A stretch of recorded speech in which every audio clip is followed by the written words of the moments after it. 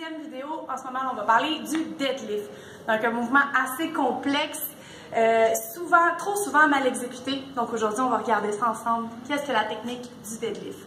Donc, deadlift, malheureusement, souvent confondu avec le squat. Donc, deadlift ici, un exemple, je recule mon bassin ici. Je vais essayer d'aller chercher le tronc le plus à la parallèle du sol possible. Mes genoux ne dépassent pas mes lacets plus importants, donc pousse le bassin vers l'arrière et lève un petit peu les fesses à ce moment-là. La barre frôle toujours mon corps ici et le mouvement passe vraiment par l'engagement du bassin. Donc, extension des genoux, extension des hanches, boum, je ramène ici au niveau de mon bassin et je ramène toujours une fois avec mes genoux qui ne dépassent pas mes lacets. Trop souvent confondu avec le squat ici, donc dans la vidéo précédente, on voyait le squat, le tibia était parallèle au tronc. Cette fois-ci, c'est autre chose. Donc, vraiment, recule le bassin pour venir chercher le tronc un peu plus à la parallèle du sol à ce moment-là. Donc, chose très importante ici, travailler l'engagement du bassin. C'est ce qui est souvent négligé avec le deadlift. Donc, petite progression que je vous propose pour un débutant que vous désirez l'amener au geste du deadlift. Donc, premièrement, squat.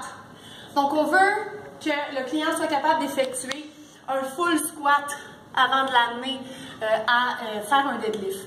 Donc, il y a besoin d'avoir une assez bonne mobilité des hanches. Donc, travaillez le squat en profondeur le plus possible pour vous assurer qu'il y ait les capacités et la mobilité pour se rendre éventuellement au deadlift.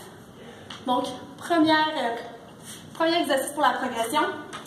Deuxième, stiff leg deadlift, donc good morning, si vous préférez. La barre est placée devant, toujours près de moi. Légère flexion des genoux. En gardant le dos droit, je viens chercher ici seulement la flexion et l'extension dans ma hanche. Donc, un mouvement très important pour le deadlift, ça va être une portion décortiquée un peu du mouvement du deadlift. Donc, deuxième progression. Ensuite, je peux venir chercher ici le squat avec la trap bar. Donc, ne pas confondre avec un deadlift. Squat, encore une fois, tibia parallèle au tronc. Donc, ça n'a rien à voir avec le deadlift où je serai positionnée un petit peu plus ici à ce moment-là. Donc, le fait de travailler le squat avec la trap bar, ça va me permettre d'aller chercher un squat qui est un peu plus profond à ce moment-là. Troisième exercice pour la progression. Ensuite, travailler l'engagement du bassin un petit peu plus en puissance cette fois-ci. Le lancer du poids vers l'arrière. Donc, on peut venir chercher le poids ici. Pousse le bassin vers l'arrière. Et maintenant, en ramenant mon bassin rapidement, je vais pouvoir aller lancer le poids ici vers l'arrière. Hop. Mes fessiers toujours contractés. Engagement du bassin vers l'avant au maximum en contractant mes abdominaux. Quatrième exercice de la progression. On commence à aller chercher un petit peu de puissance. Ici, kettlebell swing. Donc, la progression d'exercice, elle est logique. Oui, je n'amène pas un kettlebell swing à un débutant. Très facile de se blesser pour le dos. Donc, si vous voyez qu'on commence à comprendre l'engagement du bassin, fine, c'est bon, on peut commencer à l'intégrer, mais allez-y vraiment progressivement pour celui-là. Kettlebell swing, un peu le même principe. On vient chercher beaucoup plus de puissance dans les hanches. Donc, pouce derrière, hop. C'est vraiment au niveau du bassin qui va me permettre de monter le kettlebell le plus haut possible. Aucune force au niveau des bras.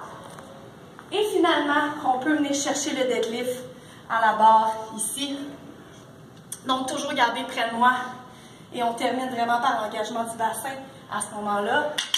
Après la puissance, on est capable de venir chercher un petit peu plus de charge pour tout ce qui est du deadlift. Donc, voilà une petite progression que je vous propose pour le mouvement du deadlift. Donc, j'espère que vous ne confondrez plus le squat avec le deadlift. C'est vraiment deux mouvements qui sont distincts. Puis, le mouvement du deadlift, beaucoup plus complet. Puis, il peut nous amener à d'autres mouvements du type haltérophilie par la suite qu'on va pouvoir voir dans le prochain vidéo. Merci beaucoup!